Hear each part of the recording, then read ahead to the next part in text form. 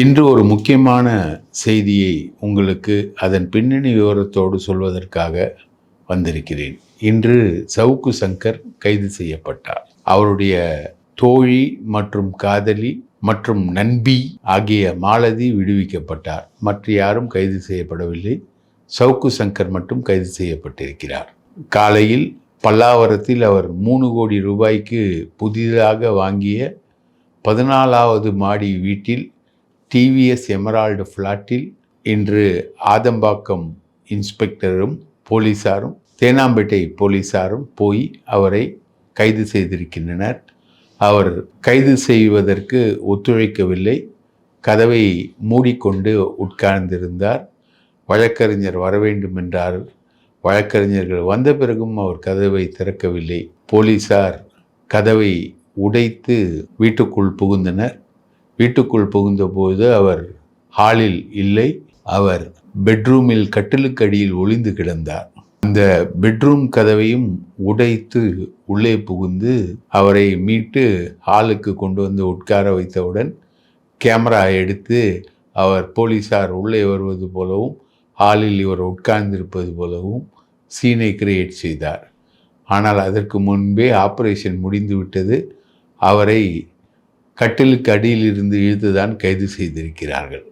இது ஒரு தகவல். போலீசார் உள்ளே வந்ததும் அவர் ஒத்துழைத்திருந்தால் இத்தனை பிரச்சனையும் இருந்திருக்காது. இதற்கிடையே மாலதி வீடியோ போட்டு எனக்கு ரொம்ப த்ரில்லிங்காக இருக்கிறது. போலீஸ் காவல்துறை கைது செய்ய வருவது மாலதிக்கு த்ரில்லிங்காக இருக்கிறது. நான் இதழியலை படித்து விட்டு தான் வந்தேன். இப்படியெல்லாம் நடக்கும் என்று தெரியாது. இதை நான் சந்திப்பேன் என்று ஒரு வீடியோவையும் அந்த வீட்டுக்குள்ளிருந்தே போட்டார். அந்த வீட்டுக்குள் அவர், சவுக்கு சங்கர் அம்மா, சவுக்கு சங்கர் ஆகிய மூவரும் இருந்திருக்கின்றனர். போலீசார் முதலில் இவரை தேடி வந்த வழக்கு பற்றிய பேக்ரவுண்டுகளை நாம் இப்பொழுது தெரிந்து கொள்வோம். அதை தெரிந்து கொண்டால்தான் இவரை பற்றிய உண்மைகளை தெரிந்து கொள்ள முடியும். நந்தனம் பகுதியில் ஒரு பார் திடீரென ஓப்பன் ஆகிறது. அது தேனாம்பேட்டை காவல் நிலையத்தில் வருகிறது. பொதுவாக பார் என்றால் நிறைய தகராறுகள் நடக்கும். ஈவேரா திருமகன் என்கிற EVKS இளங்கோவனின் மகன் கூட பாரில் நிறைய தகராறுகளை செய்திருக்கிறார். பெரிய பாரில் நடக்கக்கூடிய தகராறுகள் எல்லாம் ஒரு விதமான காம்ப்ரமைஸ் செய்து முடிக்கப்படும். ஆனால் புதிய கமிஷனர் பதவி ஏற்றதும் பாரை ஸ்ட்ரிக்டாக கொண்டு வந்தார். ஒரு நிமிடம் கூட பார் அதிகமாக செயல்படக்கூடாது என்கிற கண்டிஷனை அவர் விதித்தார். FL2 பார்கள் கூட அதிக நேரம் செயல்படாமல் இருக்க உடனடியாக காவல்துறை ஆட்கள் அங்கே செல்வார்கள். சமீபத்தில் தாஜ் கோரமண்டலில் ஒரு பாரில் ஒரு தகராறு நடந்தது. அப்பொழுது கூட பாருக்கு குறிப்பிட்ட காவல்துறை உதவியாளர் சரியான நேரத்திற்கு சென்று அவர்தான் அங்கிருந்து புகாரை கொடுக்கிறார். புதிய கமிஷனர் வந்ததிலிருந்து புதிதாக பார் லைசன்ஸ் கொடுப்பது நிறுத்தப்பட்டது. இது முதல்வர், துணை முதல்வர் என பலரிடம் இந்த பிரச்சனை சென்றது. புதிதாக பார் லைசன்ஸ் எதுவும் கொடுக்க வேண்டாம் என கமிஷனர் முடிவெடுத்தார். அந்த முடிவை முதல்வர், துணை முதல்வர் உட்பட ஏற்றுக்கொண்டனர். அப்படி சென்னை நகரில் நிராகரிக்கப்பட்ட பார் லைசன்ஸ் மட்டும் 78 பார் லைசன்ஸ்கள். திடீரென ஒரு பார் நந்தனத்தில் ஓப்பன் ஆகிறது. என்னவென்று போய் அதிகாரிகள் செக் செய்யும் பொழுது 2021 அவர் பார் லைசன்ஸ் வாங்கியிருக்கிறார். அதற்கு பிறகு பார் வைப்பதற்கு அவருக்கு காசு இல்லை. ஆகவே கொஞ்சம் கொஞ்சமாக பணத்தை சேர்த்து பார் வைக்கிறார். உடனே இதை தெரிந்து கொண்டு சவுக்கு சங்கர், அந்த பார் சட்டவிரோத பார், அந்த பார் உயர் போலீஸ் அதிகாரிகளுக்கு சொந்தமானது, உயர் போலீஸ் அதிகாரிகள் அதில் மாமூல் வாங்குகிறார்கள் என்றபடி தனது இணையதளத்தில் பதிவு செய்தார். உடனே அந்த பார் உரிமையாளர் சவுக்கு சங்கரை சந்திக்கிறார். சவுக்கு சங்கரை சந்தித்த போது சவுக்கு சங்கர், நீங்கள் எனக்கு 10 லட்சம் ரூபாய் மாமூல் கொடுக்க வேண்டும். அது தவிர மாதம் நான் கேட்கும் சரக்கு கொடுக்க வேண்டும். என்றால் நான் உங்களை பற்றி பேசாமல் இருக்கிறேன். இல்லை என்றால் நான் இப்படித்தான் பேசுவேன் என்று சொல்கிறார். உடனே அவர், நான் உங்களுக்கு கொடுக்க வேண்டிய தொகையை கொஞ்சம் கொஞ்சமாக கொடுக்கிறேன் என்று சொல்லி அந்த 10 லட்சம் ரூபாயில் முதலில் அனுப்பக்கூடிய தொகை என்பது 90,000, அதற்கு பிறகு 4,000. இந்த இரண்டையும் அவருடைய உதவியாளருக்கு ஜிபே செய்கிறார் பார் உரிமையாளர். ஆனால் அவரால் தொடர்ந்து அதுபோல பணம் கொடுக்க முடியவில்லை. ஆகவே அவர் இதுபோல சவுக்கு சங்கர் மிரட்டுகிறார் என தேனாம்பேட்டை காவல் நிலையத்தில் புகார் அளிக்கிறார். இது எஃப்ஐஆர் ஆகிறது. அதே போல ரெட் அண்ட் ஃபாலோ என ஒரு படம், தயாரிப்பாளர் ராதாகிருஷ்ணன் மற்றும் புருஷோத்தமன். இவர் இந்த படத்தை தயாரிக்கும் வேளையிலேயே அஜய் வாண்டையார் என்கிற இவருக்கு முன்பு நண்பராக இருந்தவர் அவர் கைதாகி போய்விடுகிறார். அவர் முக்கியமாக இந்த படத்தை தயாரிப்பதற்கு உதவி செய்திருக்கிறார், பணம் போட்டிருக்கிறார். அஜய் வாண்டையார் ஒரு வழக்கில் கைதாகி சிறைக்கு சென்று விடவே அவர் போதைப் பொருள் கடத்தல் தொழில் செய்தார், அந்த பணத்தில் தான் இந்த படம் தயாரிக்கப்பட்டது என சவுக்கு சங்கர் தனது வீடியோவில் பேசுகிறார். உடனே அவர் ஆதம்பாக்கம் காவல் நிலையத்தில் புகார் கொடுக்கிறார். அந்த புகாரும் தேனாம்பேட்டை காவல் நிலையத்தில் பார் உரிமையாளர் கொடுத்த புகாரும், 2 புகார்களும் கைது நிலைமைக்கு உத்தரவு பெற்று சவுக்கு சங்கரை கைது செய்யலாம் என்கிற உத்தரவோடு காவல்துறை அவரது வீட்டை அணுகுகிறது. அதிகாலை மதியம் 1 மணி வரை அவர் கதவை திறக்கவே இல்லை. அதற்கு பிறகு ஏற்கனவே சைதாப்பேட்டை நீதிமன்றத்தில் அவரை கைது செய்ய உத்தரவு பெற்ற காவல்துறை மறுபடியும் நீதிமன்றத்தை அணுகி அவரது வீட்டை உடைத்து அவரை கைது செய்வதற்கான நீதிமன்ற உத்தரவை பெறுகிறார்கள். அதன் அடிப்படையில் தீயணைப்பு படை மற்றும் வருவாய்த்துறை உட்பட எல்லோரும் வந்து உடைத்து கைது செய்கிறார்கள். இவர் கட்டிலுக்கடியில் பதுங்கியிருந்த அவர் தனது செல்போனை எங்கேயோ ஒளித்து வைத்து விட்டார். அவரது செல்போனை தேடி வீடு முழுக்க தேடிய போலீசாரிடம் 50,000 ரூபாய் பணம், அவர் வைத்திருந்த 100 ரூபாய் கட்டு சிக்குகிறது. அதன் பிறகு சில எலக்ட்ரானிக் உபகரணங்கள் அங்கிருந்து எடுத்துக்கொண்டு சவுக்கு சங்கரை மட்டும் கைது செய்து, மாலதியை கைது செய்யவில்லை, சவுக்கு சங்கரை மட்டும் கைது செய்து கொண்டு அவரை முதலில் மடிப்பாக்கம் காவல் நிலையத்தில் வைத்து விசாரித்துவிட்டு அதன் பிறகு சைதாப்பேட்டை காவல் நிலையத்தில் வைத்து விசாரித்துவிட்டு சைதாப்பேட்டை கிளை சிறையில் அவரை அடைக்கிறார்கள். இதுதான் சவுக்கு சங்கர் விஷயத்தில் நடைபெற்ற சம்பவம். சவுக்கு சங்கர் மீது மொத்தம் காவல்துறையில் 38 வழக்குகள் எஃப்ஐஆர் நிலையிலேயே இருக்கின்றன. இந்த சவுக்கு சங்கர் மீது புகார் கொடுத்த சினிமா பட தயாரிப்பாளர் மற்றும் அஜய் வாண்டையார் ஆகியோர் நெருக்கமான நண்பர்கள். ஒரு காலகட்டத்தில் சவுக்கு சங்கர் அவர்களுடன் ஈசிஆரில் சுற்றி திரிந்துள்ளார். ஈசிஆரில் அவர் பேரிலேயே அஜய் வாண்டையார் டீம் ரூம் எடுத்து தங்க வைத்திருக்கிறது.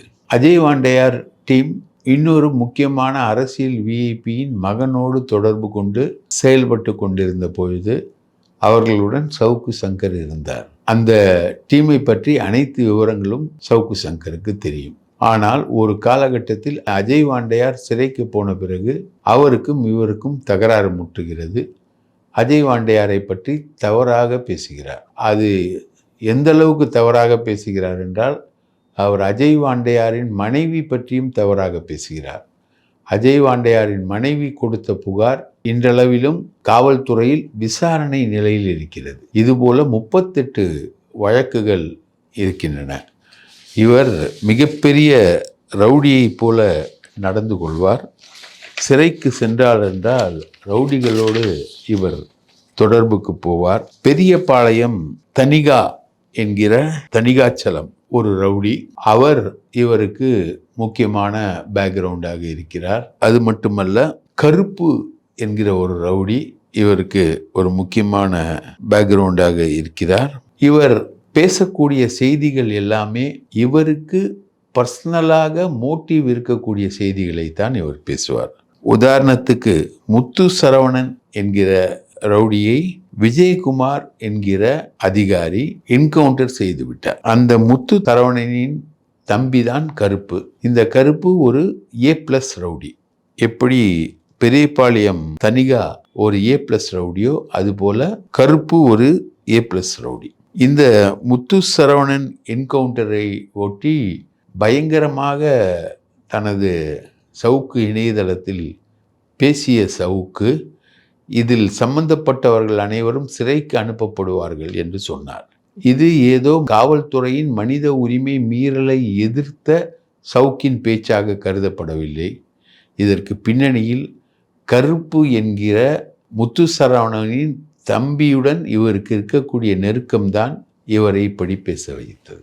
அதே போல இந்த பெரியபாளையம் தனிகா, இவர் மடிப்பாக்கத்தில் செல்வம் என்கிற திமுக வட்டச் செயலாளரை கொலை செய்த குற்றத்துக்கு உள்ளானவர். இந்த பெரியபாளையம் தனிகாவுடைய வேலை என்னவென்றால், எங்கெங்கு சொத்து இருக்கிறதோ அந்தந்த சொத்துக்களில் டபுள் டாக்குமெண்ட் போடுவதுதான் இவருடைய வேலை. வேங்கை வயல் பக்கத்தில் பல ஏக்கர் மதிப்புள்ள, பல ஆயிரம் கோடி மதிப்புள்ள ஒரு சொத்தை இவர் டபுள் டாக்குமெண்ட் போட, அந்த சொத்துக்கு ஆதரவாக பேசியவர் தான் சவுக்கு. இந்த பிரச்சனைகளில் எல்லாவற்றிலும் காவல்துறையை இழுத்து கொள்வார். காவல்துறை உயர் அதிகாரிகளுக்கும் இதற்கும் சம்பந்தம் என்பார். பார் பிரச்சனை என்றாலும் இவருக்கு மாமூல் வர வேண்டும் என்றால் காவல்துறை அதிகாரிகளை இழுத்து கொள்வார். அதே போல இந்த பெரியபாளையம் தனிகா, அவர் டபுள் டாக்குமெண்ட் போடக்கூடிய நிலங்களில் இருக்கக்கூடிய பிரச்சனையாக இருந்தாலும் அதிலும் காவல்துறை உயரதிகாரிகளை இவர் இழுத்து கொள்வார். அப்படியே நீங்கள் எடுத்துக்கொண்டே வந்தீர்கள் என்றால், இவர் சமீப காலமாக ஆம்ஸ்ட்ராங் வழக்கில் பகுஜன் சமாஜ் கட்சி தலைவர் ஆனந்தனை எதிர்த்து பேசி வந்தார். இவர் ஏன் ஆனந்தனை எதிர்த்து பேசி வந்தார் என்றால், இவர் உடன் இருக்கும் மாலதி என்கிற பெண் அவருடைய விவாகரத்து வழக்கில் கணவரிடமிருந்து 30 லட்சத்துக்கு மேல் பணத்தை பெற்று தனது குழந்தையை விட்டுவிட்டு அவர் சவுக்கு சங்கருடன் நட்பானார். அப்பொழுது அவரது கணவருக்காக ஆஜரானவர் ஆனந்தன். அந்த மோட்டிவுக்காக ஆனந்தனை எதிர்த்து அவர் பேசி வந்தார். அது மட்டுமல்ல, பல நிருபர்கள், பல பத்திரிகையாளர்கள், பெண் பத்திரிகையாளர்கள், சன் டிவி மகாலட்சுமி, சந்தியா ரவிசங்கர், பல பத்திரிகையாளர்களை இழிவாகத்தான் இவர் பேசுவார். இந்து ராமையும் இவர் இழிவாகத்தான் பேசுவார். நக்கீரன் கோபாலண்ணனையும் இவர் உரிய மரியாதையுடன் பேச மாட்டார். அதையும் இழிவாகத்தான் இவர் பேசுவார். அவரையும் இது போன்ற சீனியர் பத்திரிகையாளர்களை எல்லாரையும் இழிவாக பேசுவார். அவர்களை பற்றி துச்சமாக பேசுவார். இவரை நான் சந்திப்பதே, இவர் ஒரு சாதாரண ஐஜி ஆபீஸில் ஒரு சாதாரண குமஸ்தாவாக இருக்கும் பொழுது அவர் ஒரு டேப்பை வெளியே கொண்டு சில பத்திரிகையாளர்களிடம் கொடுத்து வெளியிட சொன்னார். அது ஒரு அமைச்சரும் அதிகாரியும் பேசிய ஒரு டேப்.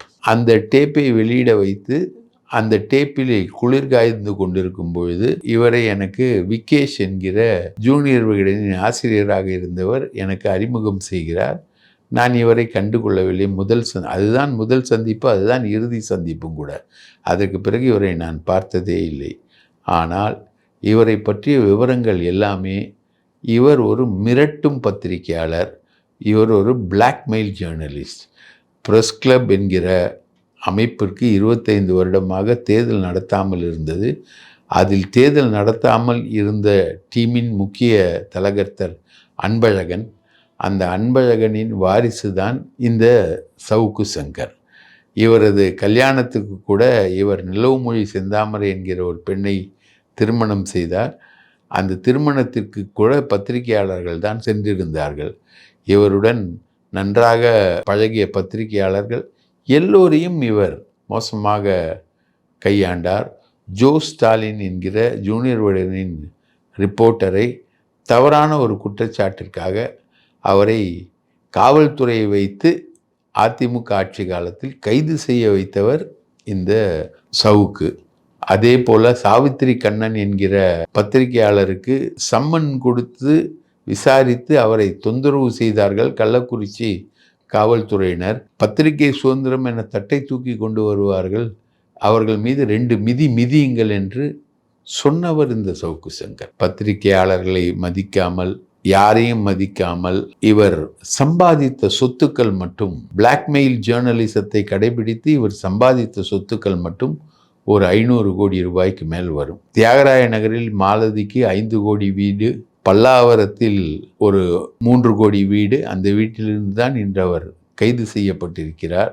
மாலதிக்கு மட்டும் ஏகப்பட்ட எஸ்டேட்டுகள், ஏலக்காய் எஸ்டேட்டு, கிராம்பு எஸ்டேட் என ஏகப்பட்ட எஸ்டேட்டுகள். திருவொற்றியூரில் ஒரு சாதாரண பெண்ணாக இருந்த மாலதி இன்று மிகப்பெரிய எஸ்டேட்டுகளுக்கு சொந்தக்காரியாக, திருவொற்றியூரில் கண்ணாடி கடை நடத்தி வந்த அவரது அப்பா, அவரது குடும்பம் இன்று தேனி மாவட்டம் கோம்பையை சுற்றியுள்ள பகுதி முழுவதும் எஸ்டேட்டுகளாக வாங்கி குவித்துள்ளார். அனைத்தும் சவுக்கு சங்கர் மிரட்டி சம்பாதித்த பணம். இவருக்கு வெளிநாடுகளில் முதலீடுகள் செய்யக்கூடிய ஒரு நபருடனும் தொடர்பு இருக்கிறது. அவர் கிரிப்டோ கரன்சியில் அனைத்தையும் டீல் செய்பவர்.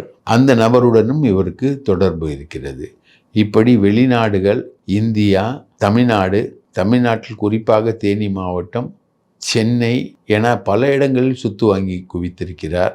சில வருடங்களுக்கு முன்பு நான் 450 சதுரடி வீட்டில்தான் மதுரவாயிலில் குடியிருக்கிறேன் என தன்னைத்தானே சொல்லிக்கொண்ட அவர் அங்கு ஒரு பெரிய ஆயுர்வேத டாக்டருக்கு சொந்தமான ஒரு பங்களாவை வாங்கினார். அதற்கு பிறகு டி நகர் வீடு, அதுக்கு பிறகு பல்லாவரம் வீடு. இது தவிர பணக்காரர்கள் வசிக்கும் எம்ஆர்சி நகரில் கூட இவருக்கு ஒரு பிளாட் இருப்பதாக சொல்வார்கள். மணல் மாஃபியாக்களிடம் பணம், யார் யாரிடம் பணம் பெற முடியுமோ அவர்களிடமெல்லாம் மிரட்டி அவர்களை பற்றி செய்தி வெளியிடுவேன் என பணம் பெறுவதுதான் இவருக்கு வாடிக்கை.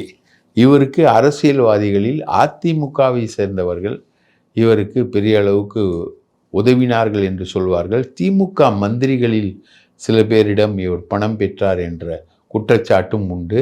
இவர் யார் யாரிடம் பணம் பெற்றார், எப்படி பணம் பெற்றார் என்பதை இவர் கடந்த முறை கைதான பொழுது திருச்சியில் உள்ள போலீசாரிடம் விலாவாரியாக இவர் ஒப்பித்துள்ளார். யார் யார் எனக்கு பணம் கொடுத்தார்கள், எப்படி பணம் கொடுத்தார்கள், எதற்கு பணம் கொடுத்தார்கள் என்பதில் அண்ணாமலையின் பெயரும் இடம்பெற்றிருந்தது. அமலாக்கத்துறை நடவடிக்கைகள் பாயும் என்ற பெயரில் அனைவரிடமும் பணம் வாங்கிய மிக முக்கியமான ஆள் இவரும் அண்ணாமலையும். இது ஒரு ஜோடியாகவே இது செயல்பட்டு பணம் குவிக்கப்பட்டது. அந்த வகையில் இவருக்கு சில பேர் 720 கோடி சொத்து இருக்கிறது என்கிறார்கள், சில பேர் 500 கோடி சொத்து இருக்கிறது என்கிறார்கள். இப்படி இவருடைய சொத்து விவரங்கள் ஏராளம் ஏராளம். பத்திரிகை உலகில் 40-50 ஆண்டு காலம் உழைத்துவிட்டு அரசு கொடுக்கக்கூடிய அந்த 10,000 ரூபாய் பென்ஷனுக்காக அலையக்கூடிய பத்திரிகையாளர்கள் நிறைந்த நாடு தமிழ்நாடு. அங்கு இவர் உயர் மட்டத்தில் நடக்கும் ஊழல் விவகாரங்களை எல்லாம் தெரிந்து கொண்டு அதை பற்றி பேசப் போகிறேன், அதை பற்றி நான் வெளியிடப் போகிறேன் என்று சொல்லியே கோடிக்கணக்கில் இவர் பணம் சம்பாதித்திருக்கிறார். இந்த பிளாக்மெயில் ஜேர்னலிசத்தை பத்திரிகையாளர்களாகிய நாங்கள் ஏற்கவே இல்லை.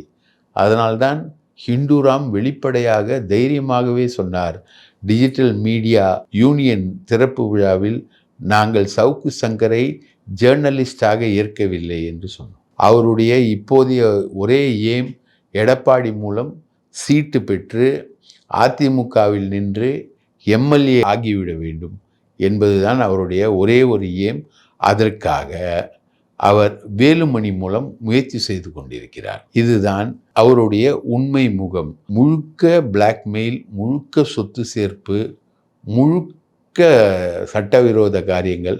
இப்படி செய்து கொண்டே போனால் இவர் மீது புகார்கள் வருமா வராதா? அப்படி வந்த புகார்கள் எஃப்ஐஆர் ஆனதோட எண்ணிக்கை மட்டும் 38 என்றால் காவல்துறை நடவடிக்கை எடுக்குமா எடுக்காதா?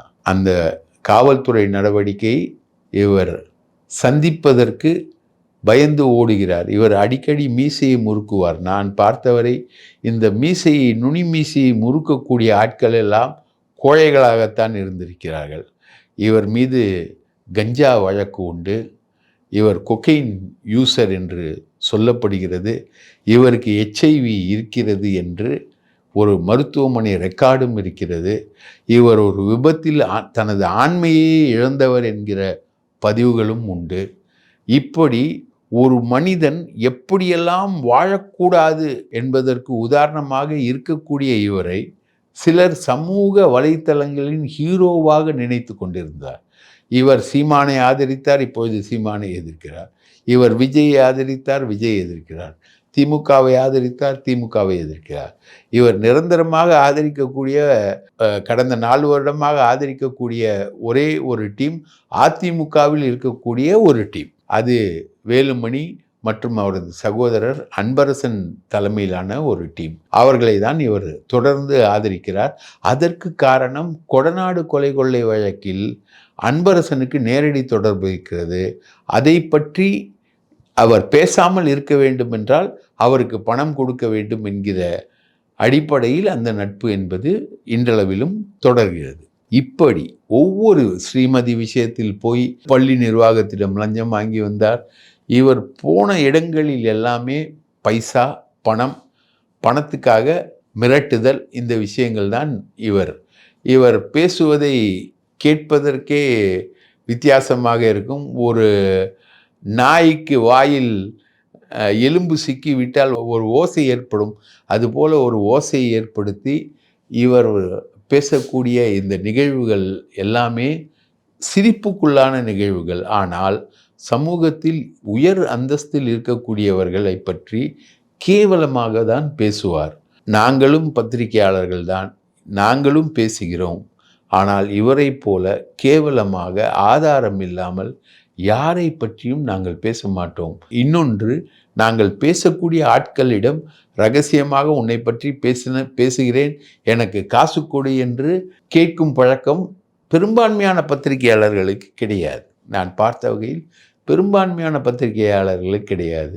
அதில் ஒரு விஷயத்தை மாற்றி இவரது குருநாதர் அன்பழகன் என்று சொல்லக்கூடிய ஒரு அன்பழகன், இன்னொரு அன்பழகனும் இருக்கிறார் இவருக்கு. அவர்தான் டாக்டர் ராமதாஸுக்கு இவரை கொண்டு போய் அறிமுகப்படுத்தி வைத்தவர். அந்த அன்பழகனும் இருக்கிறார். இந்த அன்பழகன் ஆர்டிஐ போட்டு உள்ளாட்சி அமைப்பு பிரதிநிதிகளிடம் லஞ்சம் வாங்கி கொள்ளையடித்ததாக வேலுமணியால் அதிமுக ஆட்சி காலத்தில் குண்டர் சட்டத்தில் அடைக்கப்பட்டார்.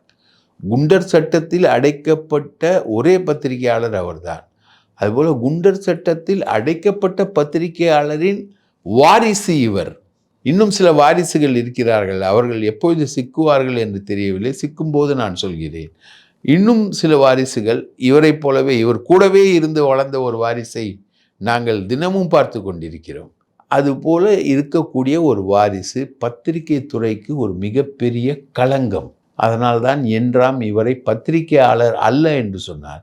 இவர் ஒரு புரோக்கர் தொழில் செய்பவர். இவரை ஆதரித்து அதிமுகவின் கல்யாண சுந்தரம் இன்று சமூக வலைத்தள பதிவு ஒன்றை வெளியிட்டிருக்கிறார்.